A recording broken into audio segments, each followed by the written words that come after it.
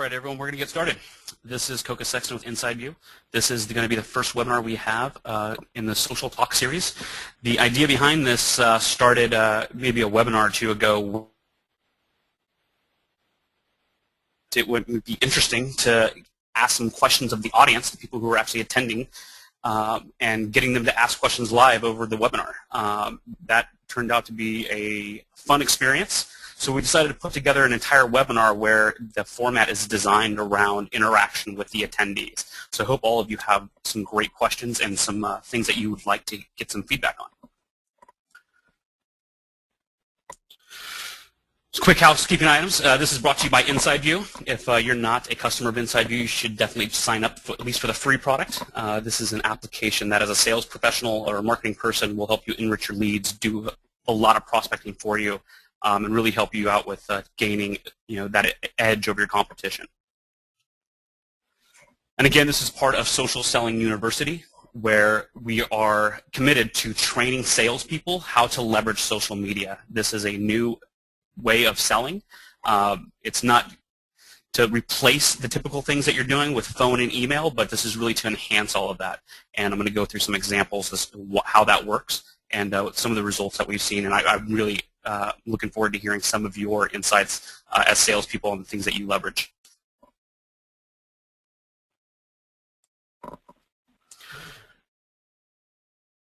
We also have a conference coming up, SugarCon.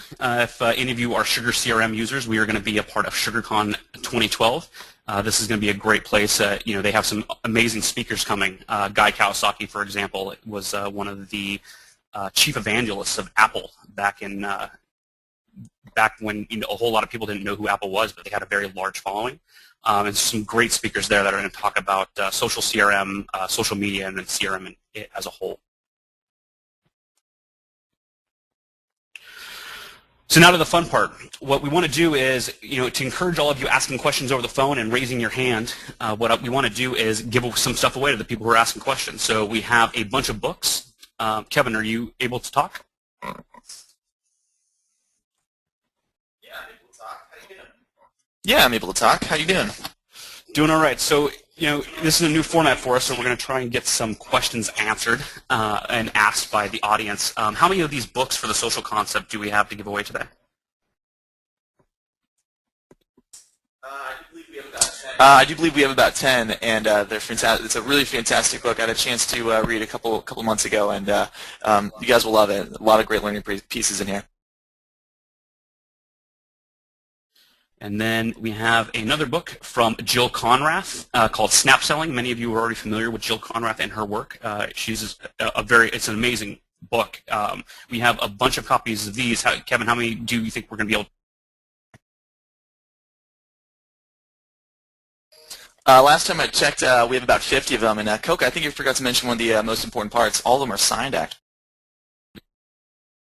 That's right. These are all autographed copies by Jill Conrath. She was great enough to sign these when we had our InsideView Insider Summit last month. So that's actually a bonus, is the fact that we're going to have some autographed copies to go out to everyone.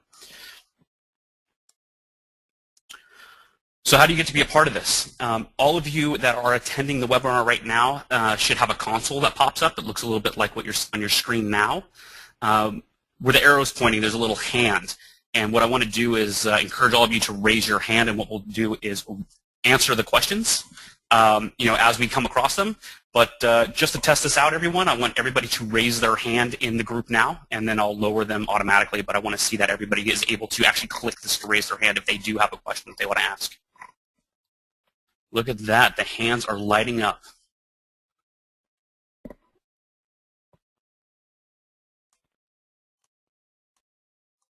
All right, everyone. Sounds good. All right, everybody's hands are now down. All right, so let's get started with this. Let's start off with some news. One of the things that Kevin and I talk about on a regular basis is what's happening in the world of social media and how it applies to businesses. So I grabbed a couple headlines that have been promoted a lot recently, and I figured this would be a good area for us to start talking on. So feel free to raise your hand if you have some input or an opinion that you want to voice, but I'll start this off by asking Kevin some of these general questions. So something that came up about, I want to say it was about a week or two ago, was this whole concept of companies asking their employers or employees for their Facebook IDs and passwords, either existing employees or even saying, I need to look at your Facebook profile as your friends see it. And this got a lot of press. Initially this kind of got under my skin because as a person in a corporate environment that leverages social media, and I try to be an advocate for social media within the company, a lot of questions were asked of me in regards to is it possible or is it right that a company asks to look at your private Facebook profile?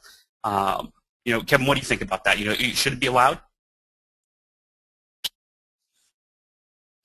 My personal opinion is no. It's one of those things where the whole point of social media when it first came out was to share with everyone your experiences. And I was in college. Only just a year or two ago. So I know how it is when you're in the swing of things and you're with friends and you want to share the experiences you might have had at a social event or something like that. And there's going to be pictures or comments that are not going to be appropriate or professional. But at the same time, that's for you and your friends. It's for you and your friends and your family to share, and I think that should be more for your personal life as opposed to your professional life. And those are two totally different things. How many people have met a business professional who, when he steps into that office, totally professional and done up, but when he over the weekend he likes to have a couple of beers or two or a couple of adult beverages and likes to go out. We all do like to relax after a hard day's work, and I think just as it is on a daily basis, once you step through that door, it should be nothing professional. But as far as your Facebook and other social media platforms go, I don't think it is right for other businesses to ask for your personal password. That's just being a little too intrusive. Yeah, I tend to agree. In fact, it looks like we have somebody that's willing to speak up on this. Jack from, it looks like Fuse. Are you there?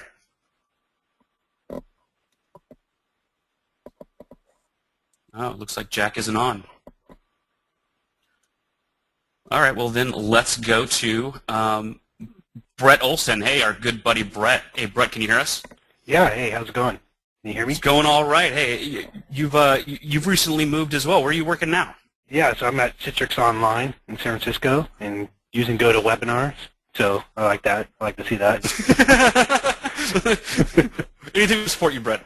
Yeah. So I think you guys tweeted out what sort of questions should you ask, and this was one I kind of threw. Yeah, out in fact, I think this is where this came up, was that we had talked about it in the office, and this is something that you had brought up. So how do you feel about this? I've always agreed. I've always agreed that Facebook is kind of personal. That's family, friends, and if you want to be looking at what I do in business, look at my LinkedIn, even Twitter, that's pretty open. I pretty much let anybody follow me. You can see what I'm doing there. But Facebook, I don't know if I'd really feel comfortable, and I would never ask it of an employee. So I was kind of shocked when I started seeing that, and I think it seems really weweird. I think one of the things that we've tried teaching our internal employees, be it in sales or anywhere within the company, is, it's your Facebook profile. Some of it should be public because you want some professionalism that comes through, but you need to set up your privacy policy so that, everything under the sun isn't going out there. Granted, you shouldn't be posting pictures on Facebook that you don't want out on the internet because it's the internet. It's going to make it out there if need be. But there's going to be private stuff, I would think, right?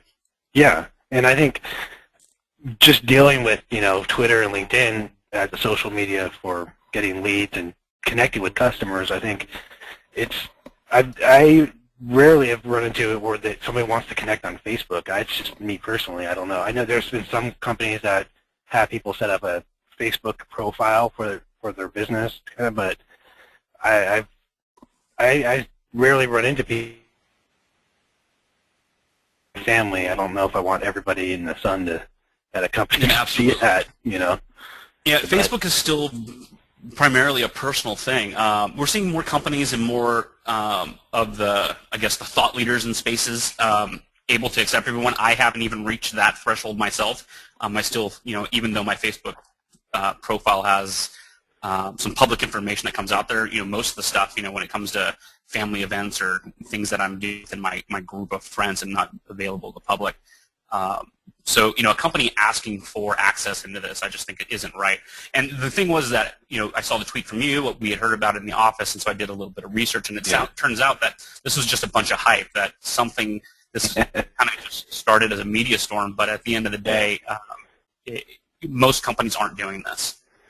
I would put I did a training a few months ago, and I had I was kind of going over social media and how we can use it in sales, and with Twitter and LinkedIn and stuff, and we looked at clout, and I was kind of showing, hey, this is one of the mediums where you can measure your clout, and you're influential about topics sometimes, and one of the girl, brought up her name, and we looked her up, and she was influential in like beer drinking and stuff like that. So I was like, well, you might want to look into that a little bit. So you might want to watch out. And we're going to talk about personal brand a little bit later, but that's a perfect example of it. You don't want somebody looking at your clout profile and seeing that you're influential in doing keg stands. Yeah.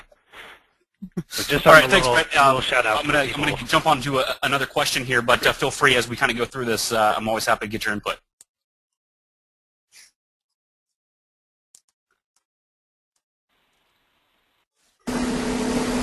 Lori, are you there? I'm here. Can you hear me? I can hear you just fine. Did you have something to say about this whole Facebook for employees? Yes. The company I work for is a big fan, the owner of the company, of social media. And every Monday conference call we have, it is the topic of subject from LinkedIn to Twitter to Facebook, etc., that he feels the social media is really the way that business is going. I've actually had personal invites from people at Road Scholar Transport, invited me, fellow employees, and I've not invited them to the site because of the privacy, like you mentioned. But at the same time, I've also seen customer names that come up on the search, and I won't invite them. I use the LinkedIn is my biggest business social media, and there are situations we can understand where with Facebook, I know I have friends that are school teachers that will not be on Facebook for that reason because they can lose jobs because it shows them partaking of alcohol. But Laurie, did you hear about that story? I think it was the lady in Georgia who lost her job over something like this. That one? Oh, yes, I did hear about that one. Yeah, I think it was a elementary school teacher that posted a picture on Facebook, and she happened to be friends with some of the parents as well as the kids. And it was just her at some social gathering holding a drink, and she lost her job because of it. She appealed it, and I think it was just a couple months ago that the appeals court down there didn't even overrule it. They said, yeah, they were right firing you. It blows my mind. You got to be careful what you put out there. Yeah, you really can't put anything. I have a son that's a junior in high school that'll start looking at colleges, and I know that a lot of colleges look at it. I personally have, other than the little social pictures out there, and I keep it very private. I really do not share that with a lot of people just because I am in the professional environment with meeting clients in the field. Absolutely. Well, I appreciate you asking. So in your position, do you manage individuals that these kind of questions come up with? Absolutely. The owner of my company thinks that we should be full-blown, and a lot of us are still not big fans of it. We just stick with the business networks. Got it. All right, well, I appreciate your time. Not a problem. Thank you. Something else that came out in the news, and this kind of affected a few people that I know. We have Twitter put a lawsuit out, I believe it was just earlier this week, where they are suing manufacturers, the software developers that create applications that drive activity on Twitter. I guess spam is a big issue on Twitter. Wouldn't you think, Kevin? I mean, you see a lot of spam coming through on Twitter, right? I see an unbelievable amount of spam, especially when you're dealing with the company profile. You're going to have you're going to want to follow a lot of people as well as have people follow you. So as a result of trying to follow people, what you do is you get so many of these direct messages. I can't tell you how much I hate direct messages with either spam or some kind of automated message. It's just, it takes the whole point out of social media, and social media is meant to be personal and to build relationships. I mean, everything with spam on Twitter, it's just it's distracting, and it's something that we kind of look to social media to get away from. So yeah. Yeah, and I don't see it enough, but enough anger around this whole direct messaging that companies do. I started saying this a couple of years ago, and yeah, it just doesn't seem to be any up on it. When I follow somebody, I don't want to immediately get a direct message from them pushing me to some download of something or a link to their website. I mean, again, I think it's spam. It actually makes me unfollow most of these people when I realize that I'm getting these things. And these applications that Twitter's going against, putting down a lawsuit on, are companies that support this and actually automate a lot of that process. So I support Twitter with the fact they're doing it, but we have to be careful that these applications that can be used, to support marketing functions or sales functions are still available to us. I think it's just, it was an abuse of the system. This is an interesting article. I'll send out these links, but there was a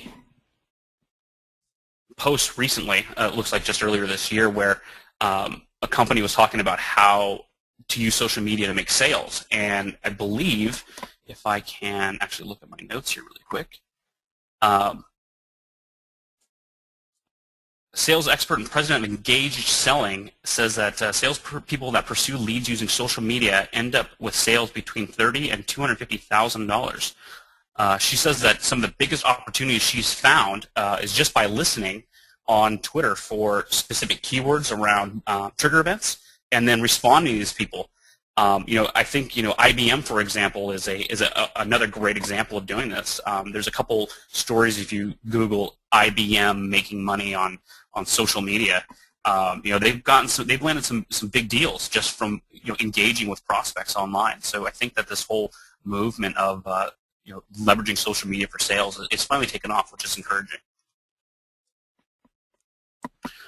So let's move a little bit into what your personal brand is. We kind of talked about this earlier with Brent and with Lori. When it comes to how you are perceived online, let's get some questions from you about what do you think your personal brand is. If you feel like you have an opinion on this, please raise your hand.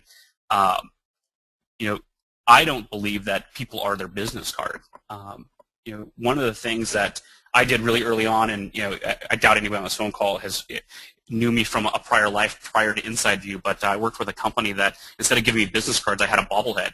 And it was the best way for me to get in front of some of these high-profile clients that really weren't going to give us as a company the time of day because we were just another vendor. It was a great way of kind of getting in the door. We have to learn to set ourselves apart, and leveraging social media is one of the best ways to do that.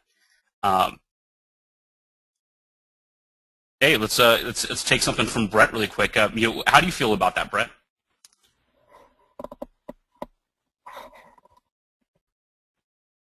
Are you there?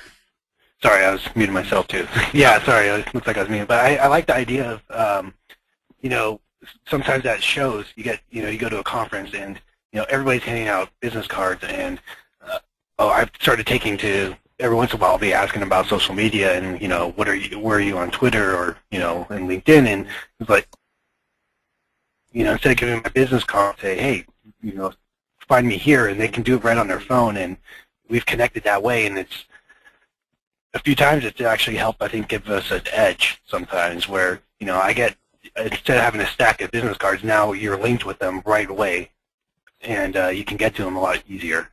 I think it's been an interesting way. I tell a lot of people that if you're going to send me an email, you might not hear back from me within a week. Yeah. I get so much email. It's a problem, and I'm sure for most of the people on the phone here, it's a difficult process to go through. So what I tell people is, hey, either connect with me on a social network and then ping me that way, or if you really want to get my attention, send me something on Twitter, because I have some emotional belief that if you push something out on a public forum, I have to respond quicker. So if you send me an email, I might get to it when I get a chance because there's other things that need to get done. But if somebody tweets something to me, I'm much more apt to just respond to it and then move on. Yeah, no, I agree. I think you can make a name for either yourself and the company too. I think it puts both you and your business in a nice highlight there. Absolutely. Lori, what did you have to say about that? Hello? Yeah. Can you hear me? It's Lori. Yeah, I can hear you. What do you have to say about personal branding? How do you do that within your company? Well, the big thing is you've got business cards, you've got line cards, and it's all the same thing everybody's doing, and it gets filed in file 13. The big thing is you have to be unique. Now, when you said that word bobblehead, my eyes lit up because my biggest thing that I find is once I've left this piece is, I rely on people calling me in transportation for pickups every day, and, oh, I forgot to use you, I didn't think of you. And that bobblehead, I think, is just phenomenal with the idea that you're leaving that behind as your business card. It's sitting on their desk reminding them that, hey, I'm still here. It's like leaving yourself there. Exactly. And I want to hear more about that. I'll share that story at another time, but it's actually an interesting story about how the whole thing came about. Awesome. But I think that what we need to learn to do is, as individuals, as salespeople, as professionals, is understand that you are not just the company you work for. You are your own brand, and what we need to do is understand, what brand is it that we want to portray, and how do we kind of move through that. One of the things that I've kind of developed over time is, how do you know when you are a success within your personal brand? And I think that when your self-impression is how people actually perceive you. So when you're not infamous, but when people know who you are based on the impression that you're actually giving, I think that's when you know that your personal brand is actually working.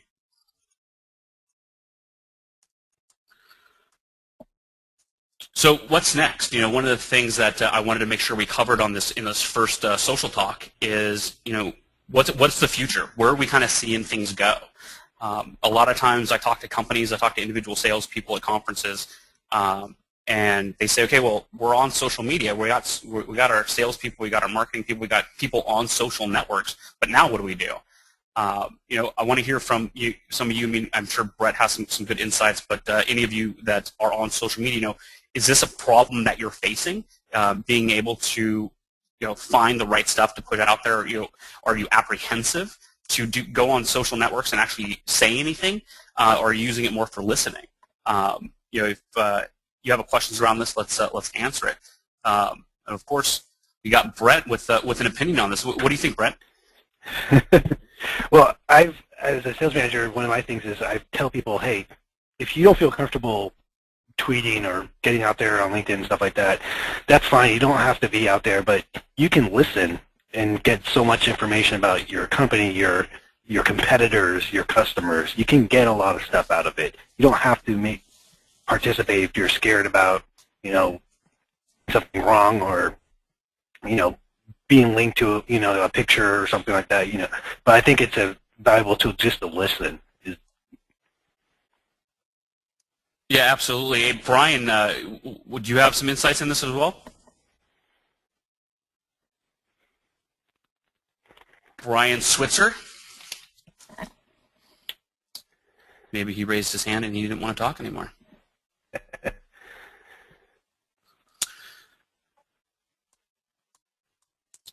One of the things that came out, I believe this was the Aberdeen study, was that 40% of most companies, 40% of the companies that were polled during the survey said that they don't have the ability to identify buyers of their product.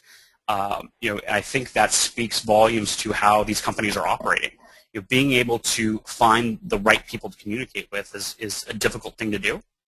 But I think leveraging social networks where you're actually able to listen to streams of information really is something that it's very powerful. We see it internally, and we talk to our customers that have gone through some social selling training and actually seen it as well.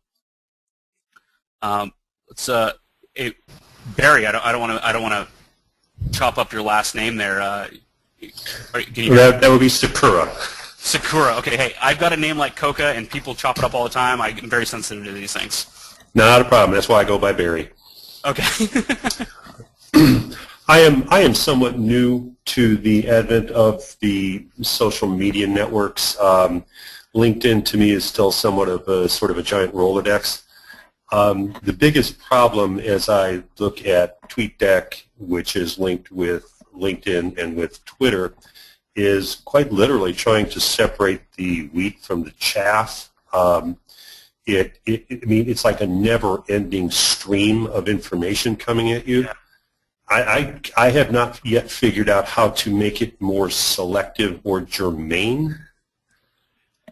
Yeah, I think what we've done, what I try to do is, I mean, I never actually look at my home feed anymore because, once you get over 50, 60 people that you're following, it's insane. And then once you start following some brands or some publications, you forget about it. There's just no way.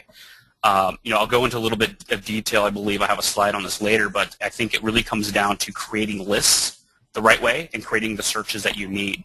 Okay. So what we do internally is the sales team of CSM teams and the people who are dealing with customers, they create lists on Twitter that are private that are for the prospects and then one for customers, so that when they start identifying using either Twitter or using a tool like InsideView to find the prospects on these social networks, they start creating lists around these prospects so that they can create, when they view the list, it's not just a bombardment of streams. Most people as individuals are not updating it more than a couple times, 2-3 times a day. So it won't inundate you. But if you create a list on Twitter that then you set to private, so nobody else can see it. In fact, the people that you add to the list aren't even notified in this case.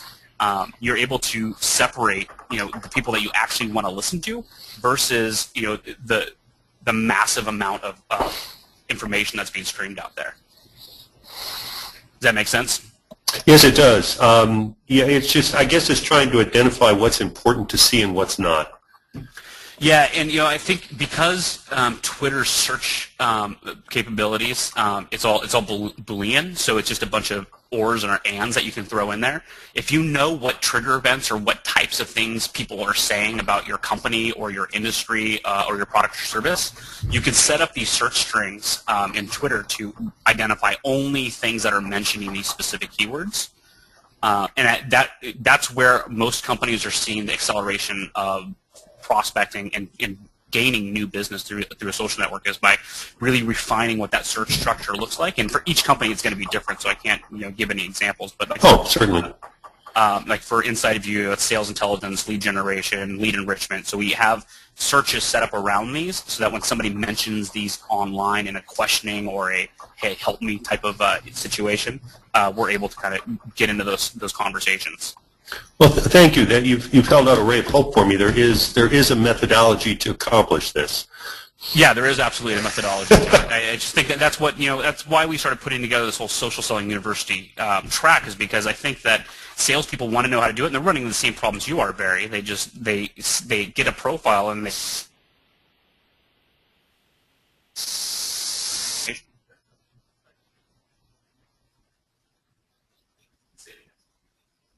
Are you catch all that, back? Barry? No, all of a sudden you turned into a giant hiss. Oh, I was saying that when most salespeople, most people when they get onto Twitter start following a bunch of people, and it's almost as if somebody's vomited all over their screen because there's just so much information out there. Yeah, that's a pretty good summation. Yeah.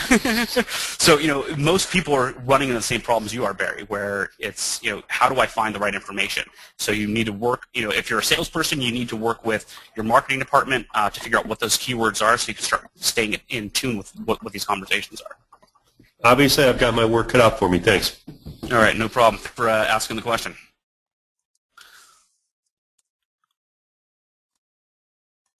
Is Brian Switzer on the phone? All right, not Brian. Let's go to Kevin McIntyre.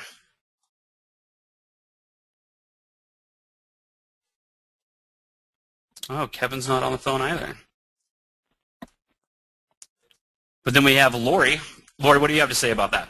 Well, the big thing that I found is the LinkedIn, like I think it was Barry said, became like, it comes at you and not a lot of training on it. But the biggest thing that I have found is go in to invite yourself to be their LinkedIn connection, is it'll come back and say, unless you know this person is a close friend, you can't have access to communicate with them. But the big thing I have found through my marketing department is that you basically get into one of these companies, and it could be another department, sales, engineering, or whatever, and then they give you a personal invite into the contact that you want, and that's how you get in. And the referral is the best thing. It's like he's literally making the phone call for you.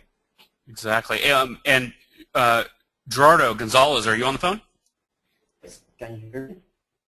Yeah, I can hear you. You might need to speak up. Okay. Well, thinking about the Twitter strategy, because I have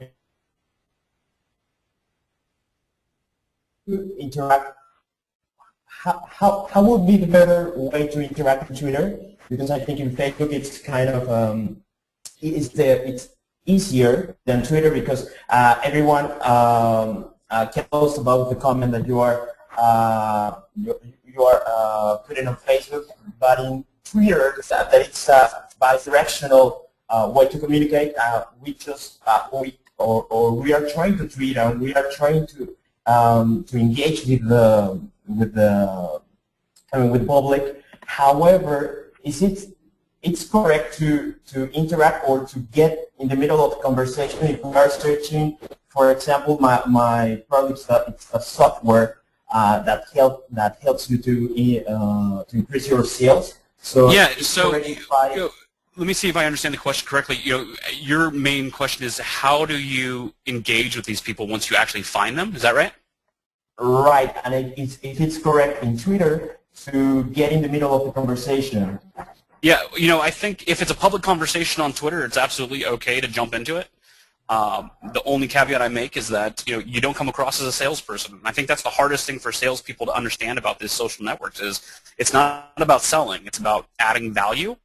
So if you're going to take note of anything that I've said in the last half hour, that's really what you should focus on. Is it's using social media as a for sales isn't really about selling. It's about adding value, becoming that trusted advisor to your customer, your prospect. So you should feel free to jump into the conversation if people are saying things that you have an opinion or you have some insights or some expertise in. But really focus on adding value to that conversation versus trying to pull them into, trying out your product or service or, getting them as a lead. The reality is that what we've found is when a salesperson or CSMs or whoever are engaged in these conversations and jump into the midstream and they actually create value, more people end up following them based on those conversations, because two people may be having a conversation that you can interject with, and then when you do, there's probably another half dozen or so that are actually just listening to that conversation that don't feel comfortable or don't want to inject themselves. So you should feel free to inject yourself into these public conversations. Just don't come across as a salesperson. Focus on adding value to that conversation. Does that make sense? That's right. Because as a person, well, I have my personal Twitter account, and I think it's easier to get in the middle of conversation. That issue. I don't know if the people can start looking like somebody or like the brand it's getting in the middle, like a noisy thing, but that makes a lot of sense. All right. Well, I appreciate the question there. Thank you.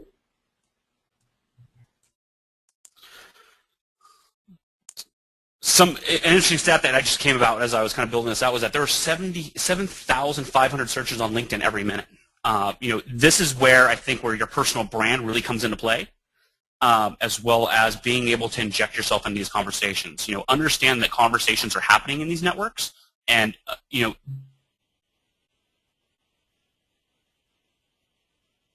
professional for you to find conversations around your industry, even around your competitors, that you could probably add some value into. Let me jump here. It's Jay Belmont. Are you on the phone?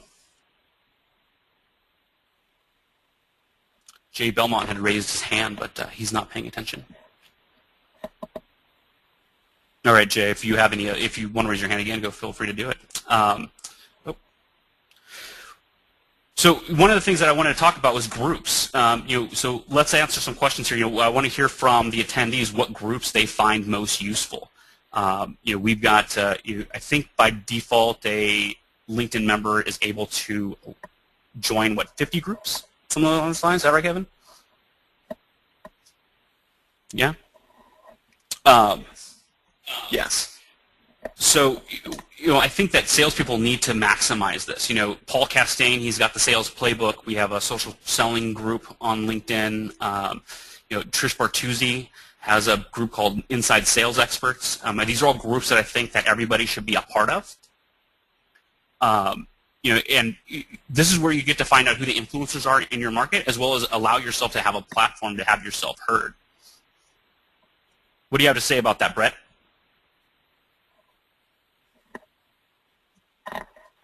Yeah, no, I agree. I think one of the things I see a lot of people, though, they join a lot of groups and then they don't participate in it. So you really do need to get into discussions and view what people are talking about, and you would be surprised how that can really help your, like we were just talking about, your social brand and give you a lot of good ideas. I think, sales groups and your industry type groups and stuff like that, and joining groups with your partners, you can get a lot of synergy going, but be active in it. You don't have to do it in all 50, but I think you definitely need to pay attention and be active. Otherwise, you kind of lose the whole idea of it. All right. And Kevin, what do you have to say about that? Yeah, just to go off what Brett said. Brett, I couldn't agree with you more. I can't tell you how many people can you guys hear me? Yeah, I can't tell you how many people actually join the group, and then, like you said, just don't even participate in anything. And that's the whole point of the groups.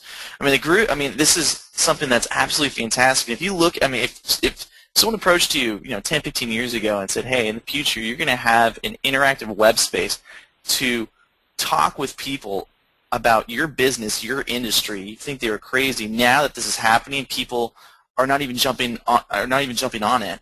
This is a place for you to establish as a salesperson, as a thought leader for your industry.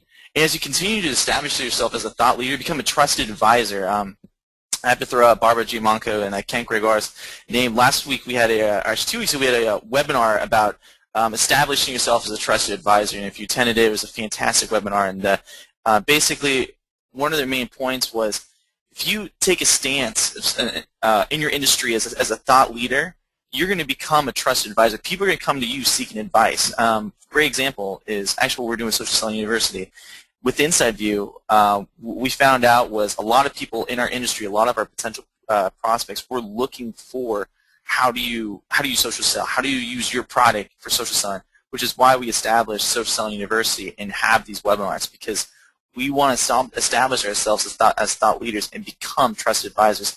As a result, you become potential prospects come to you. And that's what these groups are for. You take a stance and you participate in these groups, but the potential prospects will come knocking on your door. So yeah, that's my 2 cents. Miles Austin, are you on the phone for real? Yes, I am. Yes, I am, Koka. This is amazing. Thanks for joining us today. You betcha. Well, I've been listening the whole time. I've enjoyed it. Taken some notes already. I'm sure I can take some notes from you. 7,500 searches on LinkedIn every minute. Sounds really cool. And I'm thinking to myself, that doesn't sound enough.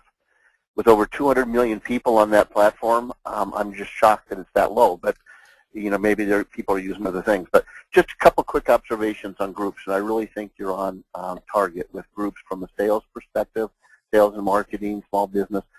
But the point I'd make is the groups you mentioned are great groups. And if you're a salesperson, yes, you should probably belong to some of those. The challenge I find too many times, to the point of an earlier caller, we have the potential to get all wrapped up in all these groups on LinkedIn and Twitter, etc., that are focused on sales. I'd suggest and I'd recommend, if you really want to get benefit out of your participation on things like LinkedIn groups, go join the groups where your customers are. Oh, Like absolutely. If you're selling to pharmaceuticals, go join and find the pharmaceuticals groups. If you're selling to healthcare, join IM's national point of contribution. That's when you have hundreds of the larger groups, hundreds of questions being asked every day, that if you've got some expertise in that topic, and you're in a sales role, just answer their questions. You'd be amazed how quickly those answered questions turn into further conversation, which turns in then to a sales opportunity after you've earned that right. Yeah, and the mentioning of the sales groups is really for people who don't understand, even need to get some familiarity to them. But again, like you had mentioned, these sales groups, I mean, it's just a lot of sales talk, right? I mean, it's a bunch of people talking to each other about sales-related stuff. I think you hit the nail on the head. Salespeople need to be part of the groups that fit their industry and start listening to what's actually being said, right? Absolutely. And I think, back to your point on the searching, one of the things I find that we start a lot of our seminars on about LinkedIn and sales is we ask our participants to go into LinkedIn in the upper right-hand corner and search for the term or the phrase that they would most prefer to be known as within their market. So again, let's say that, maybe you want to be known as the cloud storage guy, or you want to be, a cloud storage expertise or whatever it might be. Go search under terms with the people search capability and see where you show up within LinkedIn search capability. Because very frankly, I would tell, and I think hopefully there's some people that are in the purchasing and buying role on the call. I think they'll tell you this. I hear it all the time. That's how they're finding the first wave of possible vendors, is they'll go in, right? And they're going to go in and say, look, I'm looking for cloud storage, Milwaukee. And they'll literally type that into LinkedIn.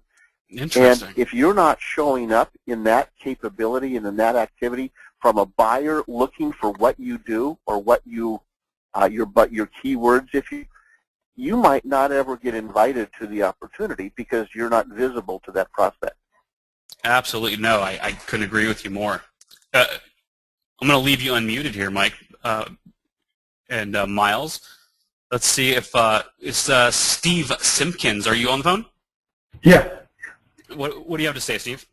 Well, the biggest thing was with me, and I'm new to the LinkedIn and Twitter. I've used LinkedIn in a different manner as far as finding contacts that I wanted to call within certain companies, by title and whatnot.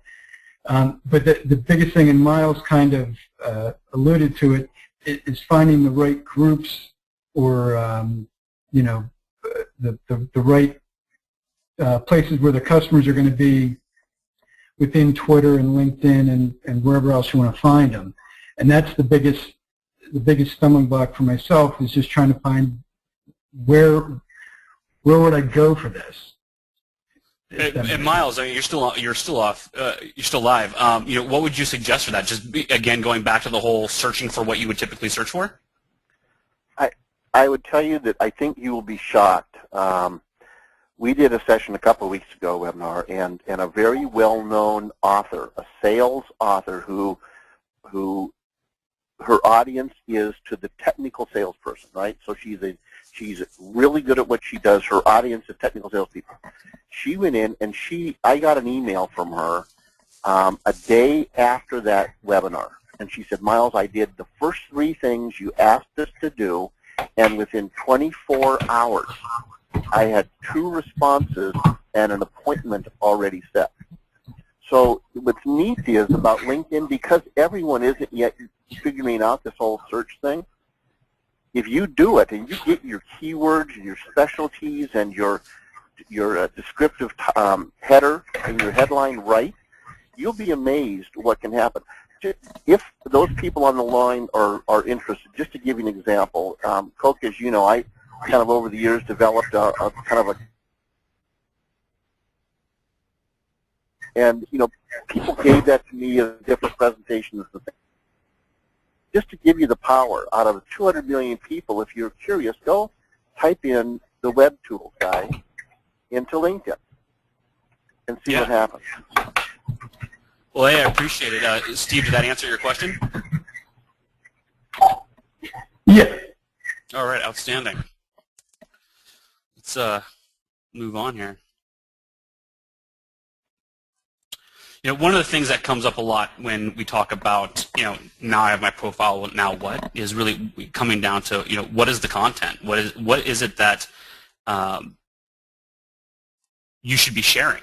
I think as sales professionals, we have a wealth of information that's available to us, and maybe that's what scares most of them off, is that they just don't know where to start. I think as a salesperson, you work within a company, and your company has a marketing department. They're pushing out marketing collateral well, hopefully on a consistent basis. That's where you really start. Look at the white papers. Look at the case studies. Look at these things that are being pushed out, and add that to your mix of the things that you send off through LinkedIn, through Twitter, and through other social networks. Content is what's going to drive the conversations. It's what's going to drive people engaging with you, and ultimately coming to you as a lead and hopefully a customer. One of the things that we do, we started eating our own dog food, so to speak, was leveraging our watch lists within social selling.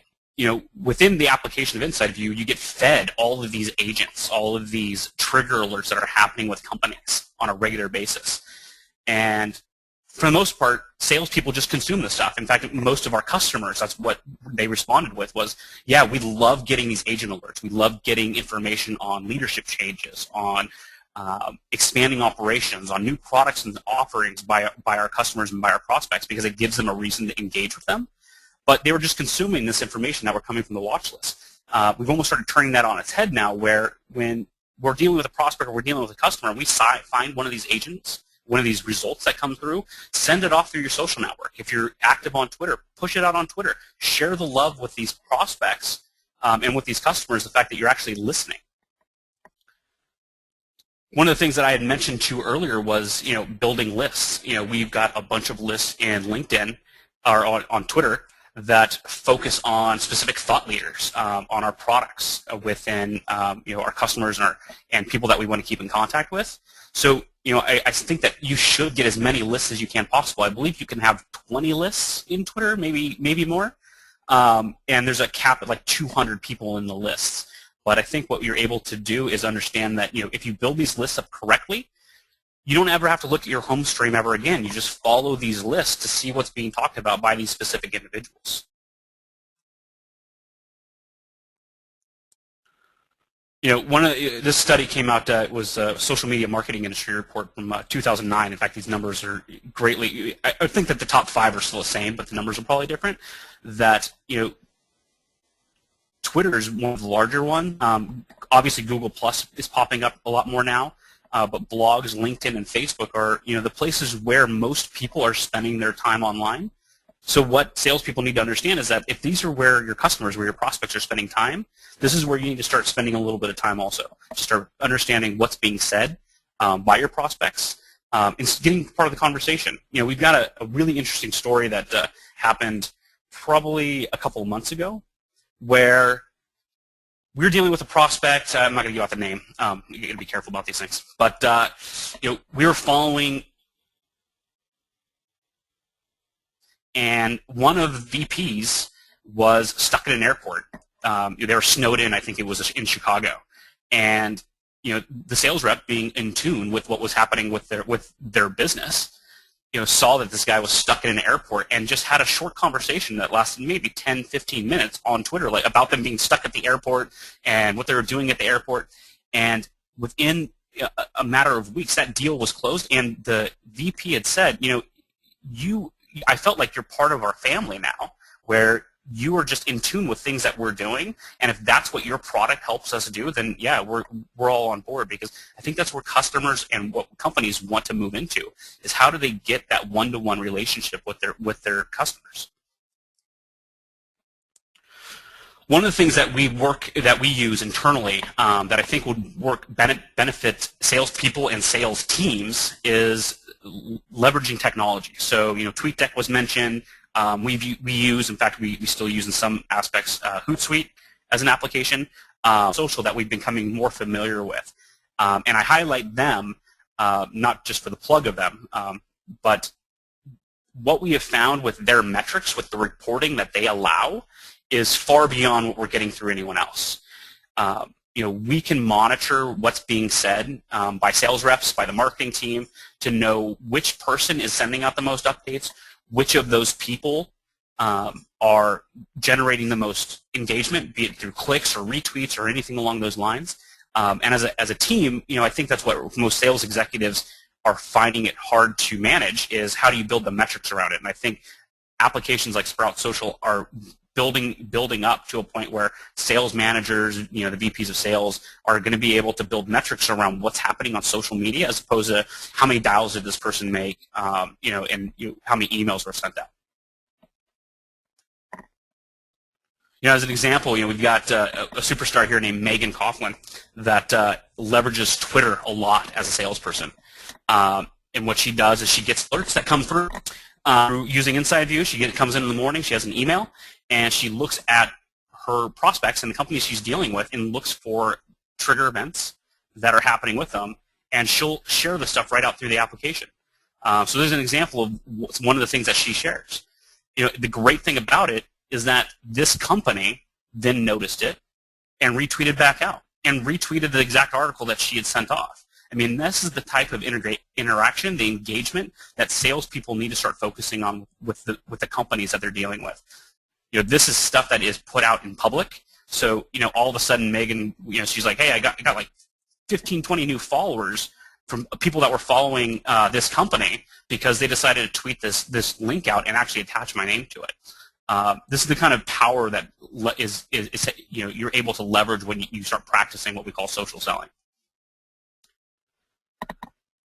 Another thing that we love to see is that sales reps that are engaged with us aren't just doing it over the phone, where it's a one-to-many interaction through a webinar, where we're actually able to see the feedback on sitting in through a demo. This was a rep, one of our sales reps was giving a demo for the product, and this Bobby Dalton is just a salesperson at this other company that was kind of looking at us as a solution and tweeted this thing out. What our sales rep did was then engage with him, because these are how you find out who your advocates are, who the champions are within these companies, the ones that are being vocal. And every salesperson, every sales leader, every person that's great in this area understands that having a champion at that prospect account is key. And this is one of the best ways to go about doing that. Like, for example, Trish Bertuzzi from the Bridge Group. I mentioned her before. She has a group on LinkedIn called Inside Sales Experts. Early on in my career here at InsideView, she was identified as one of our biggest advocates, and not because she's a partner. She's a customer as well as a partner. Not because she's the greatest power user of the application. She is, but she's not she's not the power user, and she doesn't bring in a whole lot of business to us. But she's very vocal to the product. And so what we want to make sure that we do is that you find out who these advocates are. Who are these people who are talking about your company? As a salesperson, you should know which of the people in your territory are talking about your product or service. And you collect these things, and you should engage with them, because these are the bigger advocates that when you're trying to engage other people on social networks, these are the ones that are going to come to your rescue or really support the things that you're trying to say. This is some quick stats. If you haven't had a chance yet, InsideView recently launched a new infographic. You can find it at insideview.com/social-selling. In fact, if you Google social selling, I think it's the first link that comes up. But this is one of the graphics that came up out of that entire infographic. And I think these are some key ideas that some metrics that show how these things are growing. Business.com reporting that 55% of the people that were responded to the survey are searching for information on social media sites. And I think this is what Miles was saying earlier, as well as what we've been trying to say this entire time, is that people are looking for information from extended networks on social networks, and salespeople need to be in tune with those conversations. Serious decisions. 70% of the buyer's journey is completed before it gets to sales. That means that before a salesperson ever even knows that there's a prospect out there, most of the buying journey has already happened. So we need to start learning to look for triggers much earlier on in the cycle so we can get into those deals much faster.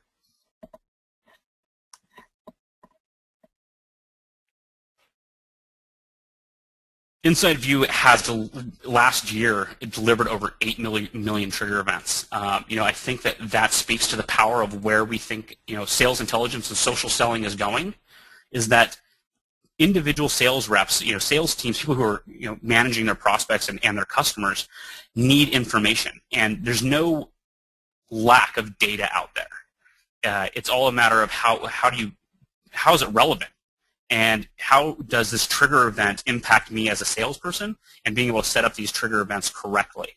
And I think that salespeople who learn to leverage trigger events within an organization, be it a leadership change, a expanding operations, a new product offering, maybe they're getting sued by somebody, maybe one of the executives is mentioned in the news. Learning how to find this information using a tool like ours to feed that information to you so you can engage with those prospects and those customers on a more relevant and contextual basis makes a huge impact, and you'll see retention of your customers increase, as well as your new business coming in. I'm going to take one last conversation here. Barry, did you have something else to say? Yes, I'm just kind of curious. The difficulties I run into are not lack of information, it's just the overkill. So the last slide you just did was very pertinent. How do you make it relevant? Social media is one of many activities I have to do during the day. I'm just kind of curious to get feedback from you and whoever else is listening in. How much time do you dedicate to social media a day? It can simply suck you in, and you can spend 10 hours. Trust me, 10 hours a day doing it. In every day. Well, you could. You could start at 9 o'clock in the morning and be on it at 6 o'clock at night, still going strong. Oh yeah, sometimes I'm up until 1 in the morning, still going strong. I think that's that's a great question. It's something that comes up very often. I think that it'd be interesting to see what Brett has to say about this as well, because he's an active salesperson. But what I typically say is that starting off, you need to focus on building out your professional profiles. Focus on that personal brand, and then go from there. So if it takes you, a couple hours a week to build your profiles out so that they are polished, then so be it. But when it comes to actually engaging and listening, start with like an hour a day. Just go in once a day for an hour, see what's being said, start getting an understanding of the types of conversations that are being had and who's having them, who are the thought leaders in the space, and start making note of that. And do that for like an hour a day for like about a week. And then on week 2, start actually trying to have conversations with these people. Start engaging with them little by little. Don't spend hours and hours and hours going through social networks trying to find stuff until you find that groove that you're consistently bringing in new leads from. But spend a little bit of time in it just to make sure that people know that you're there, that you're listening, and that you're able to get involved in these conversations. Super. And you recommend dedicated time toward it rather than sort of dipping your toe in it all day long? Yeah, no, absolutely. As a salesperson, are you an active salesperson, Barry? Yes, I am. So, do you have dedicated times where you're doing outbound phone calls, for example? Yes, I usually have to set up specific times because my biggest fight all day long is just time to do everything. Yeah, mine too. Well, everything pulls you in. You get started on something, and then there's a customer problem, and all of a sudden you turn around and the entire list you had there is not completed. Absolutely. And so yeah, social I'd say media. block out some block.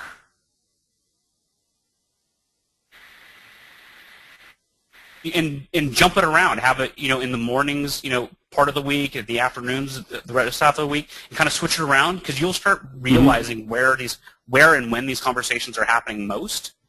Okay. And then you'll be able to figure out where's the sweet spot for you and your industry. See, my fear is social media is fun and preferable to doing many of the other things that are required. Well, it is fun, but again, you set it up so that you're actually being productive and making money from it as a salesperson, right? Sure. Brett, as a salesperson, how do you do this? No, I agree. I think you kind of need to set aside some time, on your calendar. Just kind of book. You're busy from this time. That way, somebody doesn't try to get you in a meeting or whatnot. And it's just like for my inside sales guys. You have certain times a day blocked out for outbound calling, prospecting. Certain times a day for entering stuff in the Salesforce. And certain times a day for doing social media. I think it's much more organized, and if you just have a certain amount of time, you might not get off on those tangents. But I do catch myself in bed, like with my iPad, and all of a sudden it's really late at night. But it's kind of fun, and I think I'm still getting an edge on some things there by paying attention. But I think during the day, your work day, you should probably definitely set some time here and there. But it's a good idea to kind of mix it up. I like that idea, Koka. Barry, did that answer your question? Yeah, thank you for the feedback. Hey, not a problem. All right, so we're coming up on time here, but I want to answer some more questions. We got some questions that came through the chat that I want to go through. One of the questions is, is it possible to create lists outside of Twitter for other networks? And the answer is yes. You can do it on Facebook. You can create groups. On LinkedIn, I believe you have to have a paid account, but you can have saved searches as well as folders to put people in. And I think that depending on what network you are most active in is probably where you should start off. So if you're very active in Twitter, for example, start creating your Twitter lists. If you're very active in a social network like LinkedIn, then you should be creating your folders in there. I think I had a slide that had mentioned this earlier, was that LinkedIn is a great social network for networking. But the information in it, it's all up to the individual to update, and it's still an online resume. The real power of a network like LinkedIn is the actual network. So being able to find people that you can connect with, as well as getting involved in these conversations in the questions and answer section, as well as the groups, I think that is the overlooked gem in what LinkedIn allows. Outside of using it for the contact information, because I don't want to go into my personal views on that. I think as a network, it's a lot more beneficial to salespeople. Let's see. What are the most effective ways to listen on LinkedIn? Jack, I believe, had that question. Jack Lane. Jack, what I think is you should look into a service of LinkedIn called LinkedIn Signal. Which allows you to do a lot of advanced searches. I think it's just linkedin.com/signal. But you have that. There's also the ability, within InsideView, if you have even I believe a free license or the next level up, where you can follow individuals, so you'll get a lot more information. You follow stuff on LinkedIn unless that person updates their profile, and for the most part, most people are updating their profile with new images, or maybe it's typically not a change in position. They're typically adding things to their profile or updating a blog post within their updates, and that can kind of seem like spam.